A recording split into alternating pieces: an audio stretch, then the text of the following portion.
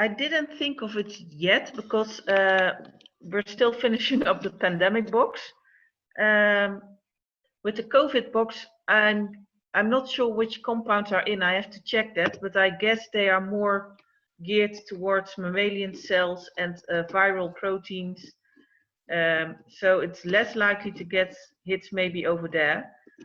I think that would be more interesting if we have an in vitro grain model when we also have host cells in play, because the host is also part of the grain structure, and then we might be able to interfere more in really the making of the grain.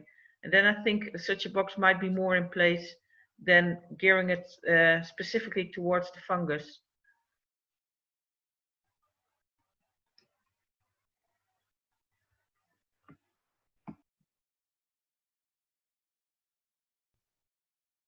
Yeah, sounds good. Yeah, I wondered about the contents myself and I haven't checked, but that sounds completely reasonable. Although it is possible that one of those drugs could hit a fungal kinase. That's true. Well, it is possible because in the pandemic box itself, we found 2 antivirals that actually show high potency to fungus. So yeah, it's possible.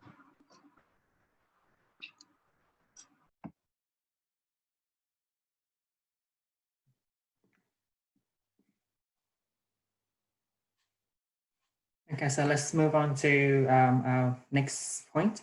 So Ben is not here today, so we can't do an update from the NDI, but so that would be that would leave us with Anthony. So we're gonna talk about the amoeba screening, and my understanding is that from our GitHub correspondence that you need you're suggesting a few compounds that we could send over to the place where we can test for that. So is that correct, Anthony? Yeah, basically 2 actives, 2 inactives against mycetoma, of course, to then see what happens in amoeba, because they're distantly related. They're not really, but antifungal drugs have been a gold standard for them forever, so there have things that can be hit by the compounds. CYP51 particularly, posaconazole was identified recently as a possible first line for Naegleria exposure.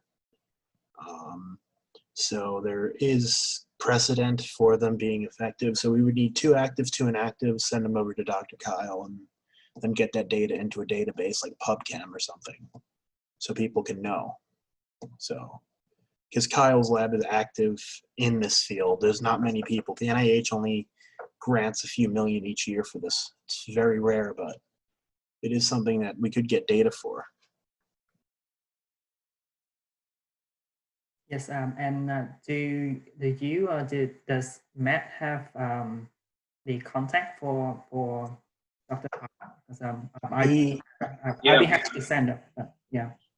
Yeah, it's all ready to go. I think we were waiting on one thing to do with the amount of compound, but the blockage really was that we couldn't access the compounds because they're in the lockdown. Oh no, I made a mistake and thought that it was 15 milligrams. I think he said 5 was fine. I'm not sure. Yeah, that's. I mean, it's a huge amount. I imagine it's like, but we can get that from him for sure. I think the question was of the 4 compounds, who has them, and if they're all in Sydney, then they could come from that. If they're with us here, then they can come from here. I guess I wasn't quite sure who had them. If you've got I think that the structures or the codes are on GitHub, right? So if you could point home to those to see if he has them, then we could retrieve them. If he doesn't, then we could retrieve them here and send them from here, but I'm just not sure where they are.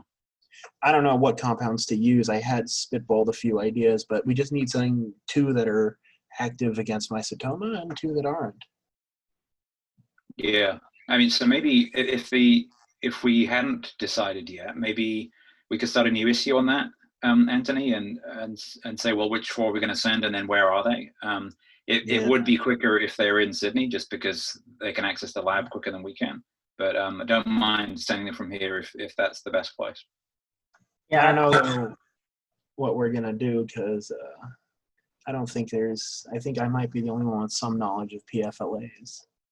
And as you know, I'm totally self-taught, so it's very hard knowledge. It's very niche knowledge, not hard, but niche. But we're just looking for 2 actives, 2 inactives, right? Yes. So we can send them. I mean, it's easy to send compounds we have already. And Yeah, the question is just, most potent of what you got in stock. Yeah. Yeah, so I definitely have.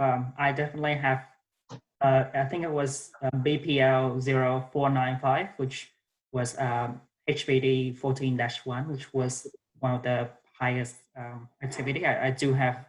I think it was both. I think it was one of the higher in vivo activity. I do have a lot of that in stock. Yeah. And I think I know I definitely have at least one or a few of that here, so I can definitely send over that. I did look at one of Dr. Kyle's papers for an amoeba screen, and there was something that was, I think there was concentrations listed. I have to pull it up, but obviously check with him first, but I can pull up the concentrations used, and then we can work out from that.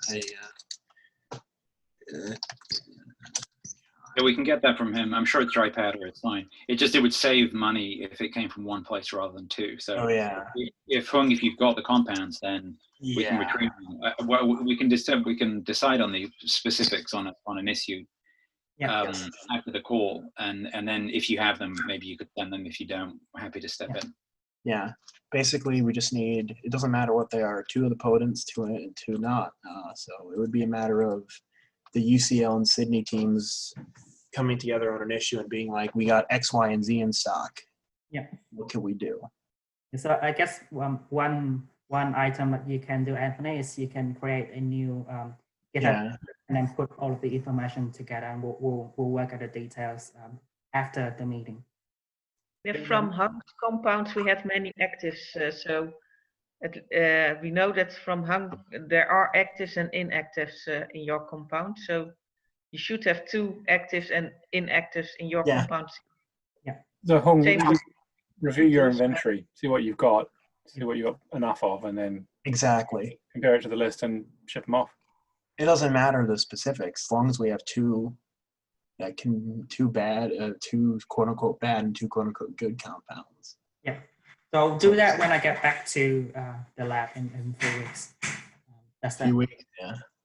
Probably take that long anyway, but I'll open it up and just leave it there and just say, what we need, and then have people post what they have, because I know it's split between UCL and UCID. Okay, yeah. So that's what I'll do.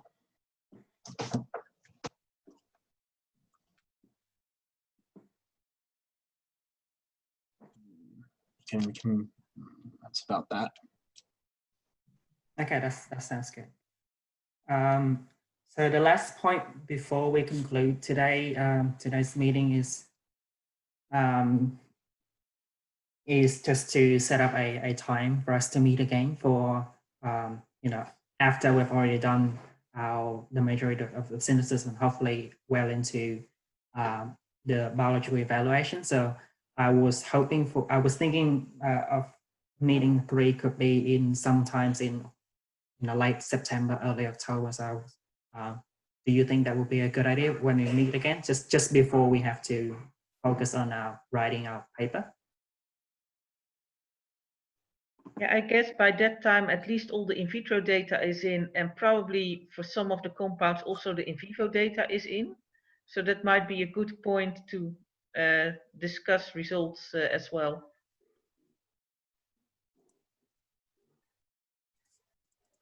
Yeah, seems like a logical time to do it. And if there are delays for any reason, we can delay the meeting. I think we should have it when you guys. Sorry, I found one minor thing for it was 1 in 10 micromolar concentrations in dimethyl sulfoxide were used for most of his amoebic screenings. Okay, so please put that onto the GitHub issue. Yeah, well, yeah, I'll link the paper and the materials and methods section, but I'm gonna head off for now. Okay, thank See you guys at another time. That would make it 3 months time. So on the 29th of September, that's also Tuesday as well. same time as 6 a.m. GMT. So as a proposed time for now. But if there's anything changed, I'll let everyone know, and I'll also give you a lot of notice before the next meeting as well, just so that we're all better prepared. Sounds good. Okay, is there any other business that haven't been covered for today that anyone likes to raise?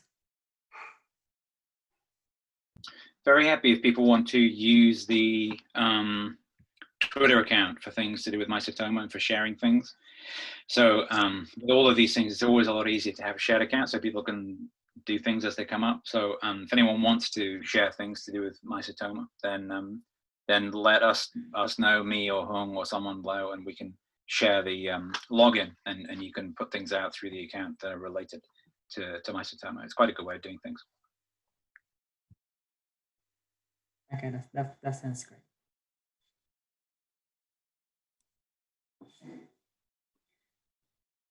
So if there's no more issue, I guess this will conclude our meeting for today, and I hope everyone has a great day, and also everyone is well, and we all get back to our relatively normal working schedule soon. So yeah, wish everyone the best, and I'll see you all very soon. Thanks, Hung. Thank you. Thanks, Hung. Thanks. You See you next time. all. See you Bye-bye. next Bye, time. everybody. Bye. Thank you. Bye.